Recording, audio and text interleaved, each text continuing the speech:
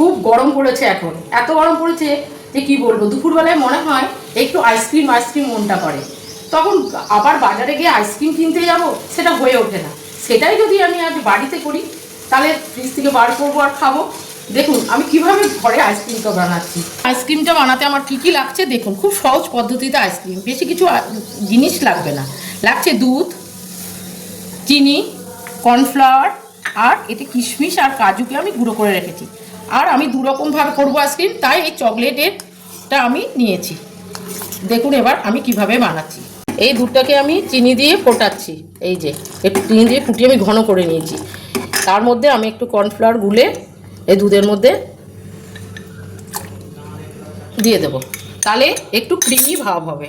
এবার আমার দুধটা জাল দেওয়া হয়ে গেছে, এই যে কি সুন্দর ঘন একটা ক্রিমি ভাব চলে এসছে। এবার আমি নামিয়ে নেব।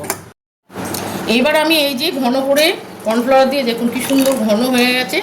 এইবার প্রত্যেকটা কাপে আমি একটু করে কাজু কিশমিশ প্রথমে দিয়ে দেবো, এই যে। আর এটা এই যে আছে চকলেট দেওয়া আছে, চকলেট দেওয়া আছে, কাজু কিশমিশ দিয়ে দিলাম।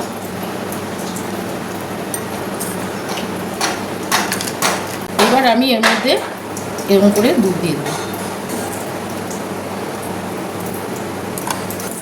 আমার দুধ দেওয়া সব করে তো হয়ে গেছে। এইবার এইভাবে আমি এগুলোকে আটকে নেব, নিয়ে একটা এরকম গার্ডার আটকে নেব, নিয়ে একটা আইসক্রিমের দিয়ে আমি এখানে একটুখানি এই যে কেটে নেব,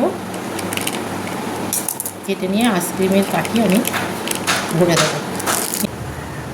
আমার সব আইসক্রিমগুলো রেডি হয়ে গেছে। আমি এটাকে এবার 12 ঘন্টার জন্য ফ্রিজে রেখে দেবো।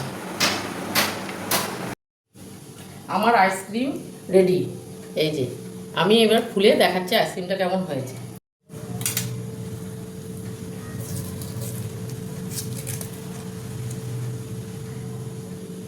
এই যে সেই মটকা কুলফিগুলোর মতো। এইভাবে ঘরে আইসক্রিম করে খান, খুব ভালো লাগবে খেতে, আর খেতেও খুব টেস্টি হয়। মা, মামার বানানো আইসক্রিম কেমন লাগছে? ভালো, সুন্দর আইসক্রিম হয়েছে। বাইরের চেয়ে সেই ছোটবেলার মটকা কুলফিগুলোর কথা মনে করছে। হ্যাঁ, ছোটবেলার যে মটকা কুলফিগুলোর মতনই খেতে। আর বাইরে খাওয়াচ্ছে, ঘরে বানিয়ে খান, যথেষ্ট হেলদি, খুব ভালো হয়েছে।